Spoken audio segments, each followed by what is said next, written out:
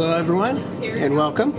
My name is Christian Pincock, and I'm sitting here with Peter Nelson King. He's going to be the next performer on the Music Laboratory series at Vermilion, which is going to be Thursday, May 18th. And we're going to talk about what they're going to do and a bit about whatever comes up. So, and you describe yourself as a multi-instrumentalist.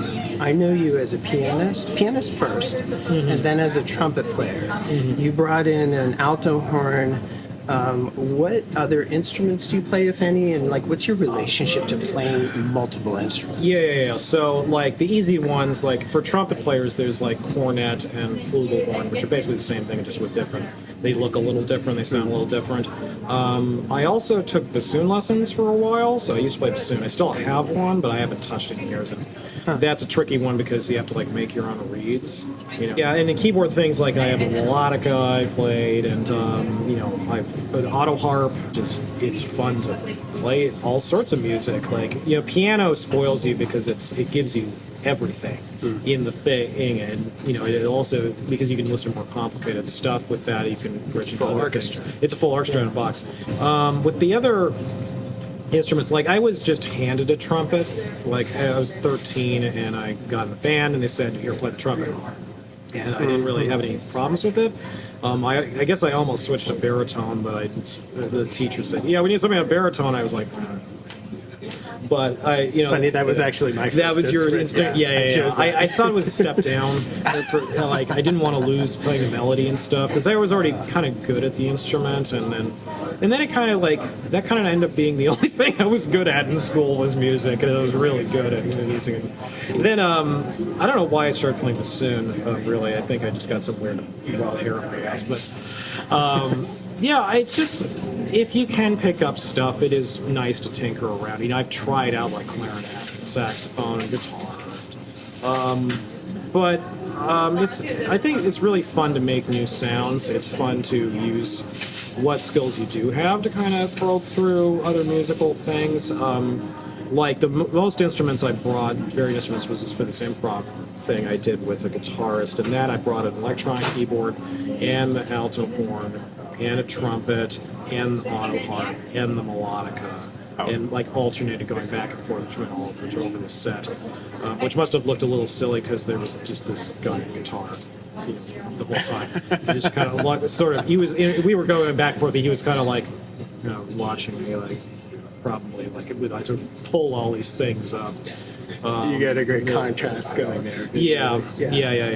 Play more instruments. So I guess I was asking, I'm curious to know why you play. You answered it. Why not? Yeah. I mean, part of it's why not. Yeah, I mean, I can say that about why did you kick over this trash can and set fire to your own pants? Why not? But maybe there's more. It's I think it's part of it is that the music, you connected it in the expressive power of your own soul, and I really like, in a lot of different ways, I like being really versatile. I like being able to flexible and being able to do different modes. I have a lot of different disparate interests. I have literature and film, and I created my own phonetic alphabet. I used to collect coins back in the day. I just like kind of probing and exploring around, and this is kind of one of those things in a way, but it's something I can do in a way that most of the things I can't do. And to me, the great secret of doing stuff is having done something already that's kind of like it. You just build on that. And so if you already can play an instrument, it's a lot easier than then try learning another instrument. And you can kind of accelerate your ability to kind of express through that. And so it becomes, if you're picking up something that's way out of your wheelhouse, you're never going to see me play violin. That's not happening. A guitar was hard enough and that had frets. But and that's one way of looking at it. But I just think it's just finding new ways of having voice. And making the voice as big as possible, as rich as possible. It allows you also, if you're a group musician, it allows you to stick yourself into different groups from different voices. like when I played bassoon, I ended up in a large group playing a different part than I was playing on trumpet, and that was great. The brass, I played with a brass band, British style brass band, so I sometimes I'm playing cornet, sometimes I'm playing a higher cornet that plays a different kind of music, and sometimes I'm playing horn, which plays a different kind of music. And the way it's built is that you can kind of bounce around when it's needed, and that's really enriching and empowering because you're seeing it from all these different sides, and you learn how to use your voice and for all these different purposes. What is most interesting to you right now in what you're exploring in music? My big thing for years has been basically the philosophy that like there's an awful lot of really great music and great art in general that is not known to the public generally, and I want to show that to people. There's a phrase that's really important to wrap your head around, but it's hard to do, which is most art is unknown.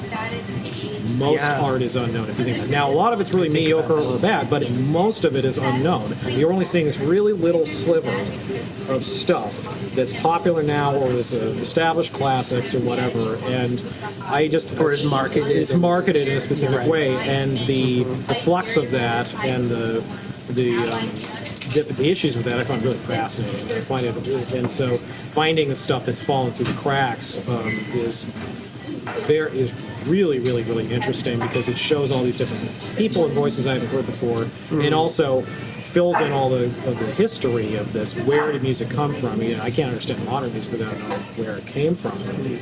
And so I've been doing that for years and years now, and that's probably going to sustain me for the rest of my life because there's just so much stuff. There's an endless amount of stuff. You did a concert at our house, and you were focusing on the early 1900s. Yeah. Is that still a passion for you? Yeah, that area is still really great. There was this sort of sweet spot of mass communication started to hit on, and people were urbanizing more, so there was a lot more people making art at the same time that everybody saw. Like, actually, novels were a lot easier to print just before then, so it was a lot more writing. But that's when modernism started to really kick into gear in the arts on a big scale, and everybody started doing it, and everybody had their own way of doing it. And there's a lot of people who were known at the time and then they fell out, or people who were so individual they didn't catch on. But it's just everywhere you looked, and even in countries that didn't have any kind of artistic export really before that was of note, you find fascinating individual composers or artists and they're really breaking the rules, and they're finding stuff that speaks to their souls in a way that they'd never seen before. And it's just astonishing how many people there were doing this at the same time, and how unset it was in these rules. And then a lot of things happened, and it sort of fizzled a little bit, or it flattened out, and then the isms started, all these different schools started fighting with each other, and it kind of ruptured the creative energies, or it kind of siloed all of them off, and then wars happened and all this stuff. But there's this great pocket, like the first 20 years or 30 years, it's just like the absolute most creative time the arts, period. Well, so let's start talking about what you're going to do on the series.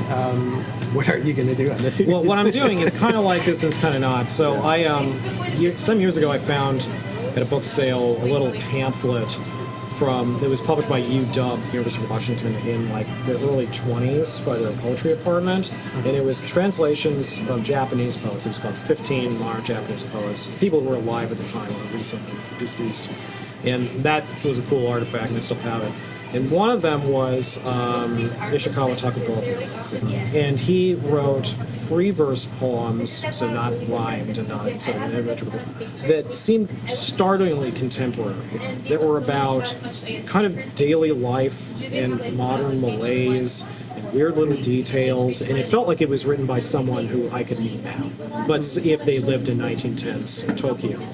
I wanted to pay homage to not just the poems that are really good, but also that these were students at UW who translated these, and I have this artifact. It's like 100 years old, and it's something that old, speaking so freshly to someone like me. I'm like 35, or to people now is something very cool. It's a kind of a, not I want to say metaphysical link to that, but it kind of reaches out in a way. And so what I'm doing is using electronic keyboard to do free improv that's based on a set of these poems. And each one kind of gets its own, like they'll all kind of morph into one another, but each one will kind of have a basic starting point that we'll then kind of explore. The poems are, things like, they'll say like, I missed the train, but how do I feel about that? I mean, that's a bad version of it, or, like I dropped cigarettes, undefinable angst. These are the kinds of things, and really different from like what people were writing about in this area at the time, and just having this strange dry wit and kind of irony that it almost seems like something that a writer in like the 1990s would really walk into, and a really great psychological starting point for improv, for some kind of sound picture that is unpin-downable and fluid and rupturous, that does all this stuff with it. And it also gives me a chance to use a lot of different voices, because there's like, and I can combine voices like this piano, there's an organ, there's harpsichord, there's vibraphone, and bells and stuff, and so I can layer a couple of them on top of each other to create weird combo sounds. And Okay. I'll have to kind of discover it there. This is a part of the beauty of this kind of music is not over preparing, and then you get really rigid, because you're not going to allow yourself to really go through the moment. And I want to kind of, you had said that music laboratory partially is about trusting your own limits, and is what stretches you. And to me, this is definitely going to stretch me in that way. That might not. I'm used to playing a lot of music that's very strictly written out, or it has like a conductor, like parameters. This will be like very much tapping into just what is flowing out of me, and like live reacting to the sounds that I've just made. And, You mentioned other disciplines.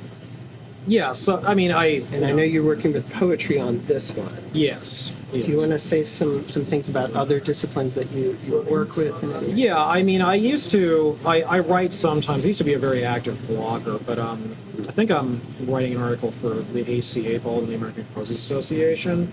But I, mostly kind of critical writing. I had a piece in Tempo, the British periodical.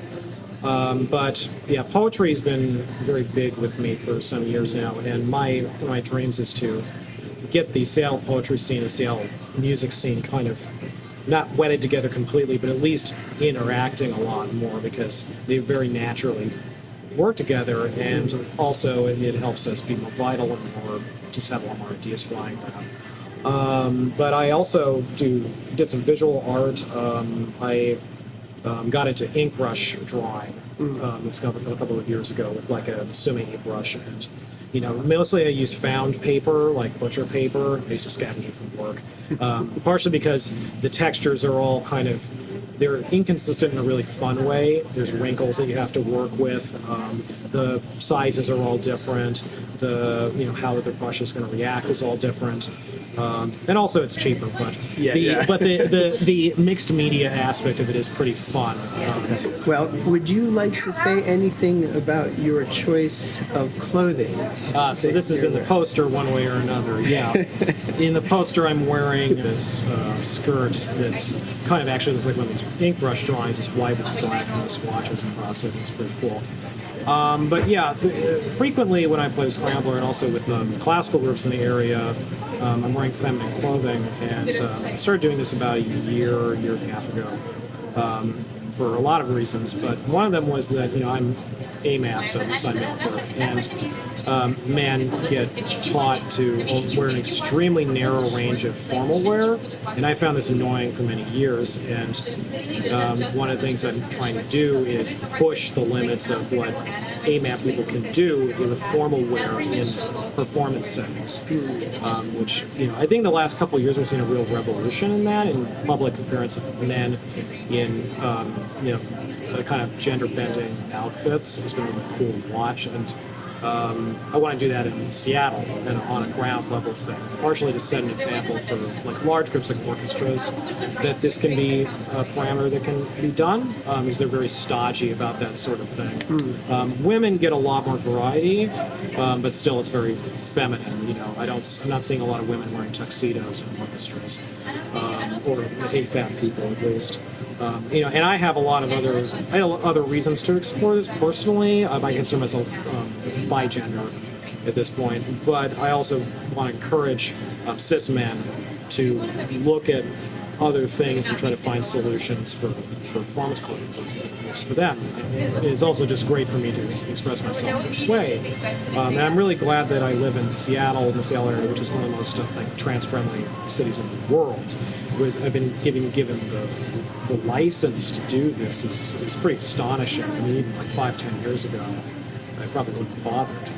And at this point, I guess it's part of my like public identity because I've done it so many times in public shows, and I find it just really delightful in all sorts of ways. And you know, but you know, I'd like to see more people trying to push their own boundaries like that, and not just pushing their own boundaries, but finding more ways to be themselves comfier and be themselves more fully. To me, like when I came out about this, I pitched myself as being male plus, and really I think I just found more of me to express. I found more ways of doing it. It's not like I stuffed something down or cut it off. It's just an expansion, and you know that's kind of what I want to keep doing in life. I mean, what's life without growth? You know, artists especially are kind of like they have to keep moving or they perish. You know, they always have to keep finding new stuff. Artists don't retire like other people. You know, Stephen King's announced his retirement 7 times. He just keeps writing because that's all he can do. He has to keep going. And there's no forced retirement age also because like in jazz especially, it seems like there's people who are ancient who are still playing professional jazz. You know, into the 90s and stuff, which is pretty amazing. So, you know, why stop if you don't have to? Why stop experimenting if you don't have to? Why stop expressing yourself and growing as a person? You know, change is going to happen. It's really natural. So just find the best change you can. And capitalize. You know, be free. You know, and that's what I want to do. Awesome. I love it. Well, and that's that. Okay. I think we're good. Whoa. Once again, this is Peter Nelson King, going to be the next guest on the Music Laboratory series at Vermilion on Thursday, May 18th. I got that right. Yep. Yeah. Awesome. Music starts at 7:30. Scrambler and Tightrope will also be on the show, and hope to see you there. Thanks for watching. Bye.